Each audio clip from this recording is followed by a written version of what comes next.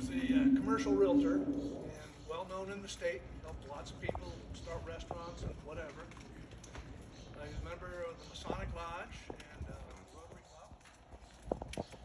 But one of the things that's always caught me, or to share with you, this picture of my dad. Wow. A lot of people don't think of him as a cowboy. Oh, I'm sorry. That's awesome. Nice.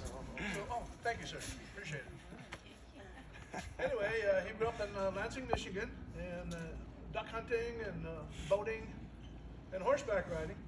Did a lot of stuff there. My grandfather had a couple of apartment complexes, and he was a lumber distributor. And he really wanted to be a rancher. He literally sold everything.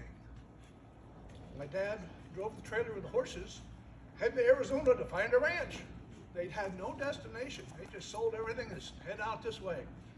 On the way, they stopped at Albuquerque, New Mexico, and discovered there was a ranch south of there. They went and checked it out, decided they were going to buy that ranch.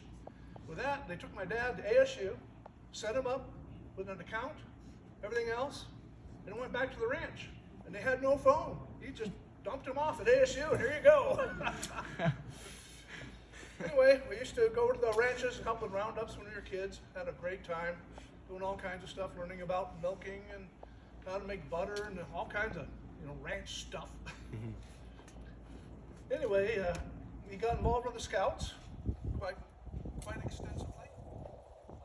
My brother and I are both Eagle Scouts and assistant Scoutmasters.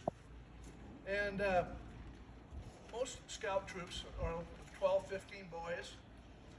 His troop grew to 100 boys. Wow. Most Scout masters, like this fine young man here, stick around long enough for their sons to graduate and become Eagle Scouts, 4 or 5 years. Well, he had 2 sons, so it should have been 8 to 10 years. Well, he's a Scoutmaster for 25 years. So he really stuck it out. Only one person I knew of that stuck it out longer than him was a man named Mr. Vogel. And he was the CPA for Maricopa County Scouts for over 50 years. So there's a few good men dedicated to lots of years helping the Scouts out. We did lots of stuff. Hiking was our main thing. With that many boys in the troop, our hikes would involve 40 to 50 boys.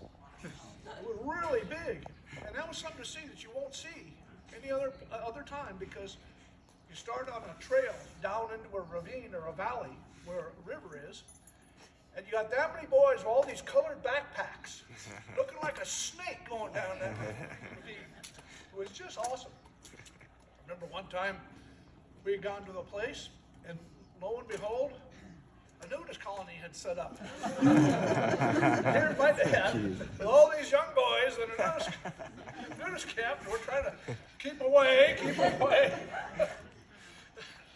And so we had a lot of fun experiences. We've hiked the Highline Trail, which is RBRC to Camp Geronimo. It's a 50-mile trail down to the Grand Canyon, rim to rim and rim to rim patches that you can get for doing those kinds of things. So he was really involved in a lot of that, and we did a lot of stuff for charities.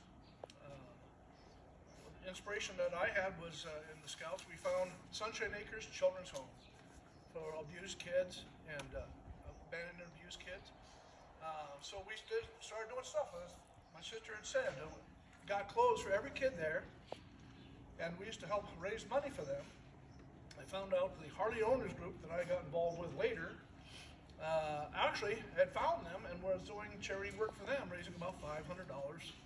Well, the lady that was doing that was retiring and going to New Mexico, so I took it over and we made it a charity auction. I raised $10,000 a year for 11 years. And then I found out that McDonnell Douglas Boeing, the company I worked for, was right next door to Sunshine Acres and it does charity work. Didn't even know they were there. So I introduced them to them, and to this day, Boeing still does charity work for Sunshine Acres. So we've all done a lot of charity work. The latter years, I was able to help Michael's Garden. It's adults with Down syndrome. So We raised $6,000 for them for every year, our little Harley group over here on the west side. So that's what I wanted to kind of bring you up to speed on my dad, how personal he was, the cowboy that he was.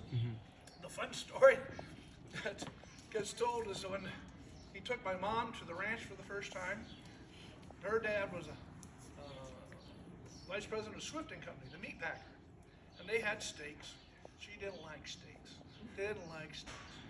She gets over to the ranch with him and says, "Oh, you gotta have a steak." It was the first time she ever had a rare steak. Her dad had always made them well done. Now she discovers she loves steaks. And my dad, showing off to his bride-to-be, or bride at the time, I think, was out there dealing with a bull in an arena, and the bull turned on him.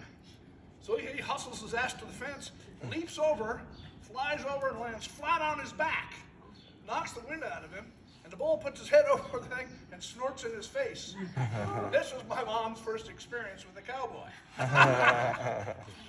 So anyway, it's been wonderful. My mom's a great woman. She's started the Friends of Foster Care, and I won't go into that other story. But anyway, good people, love to be associated with them, and glad we could all be here to share the story of the American flagpole that was a stick.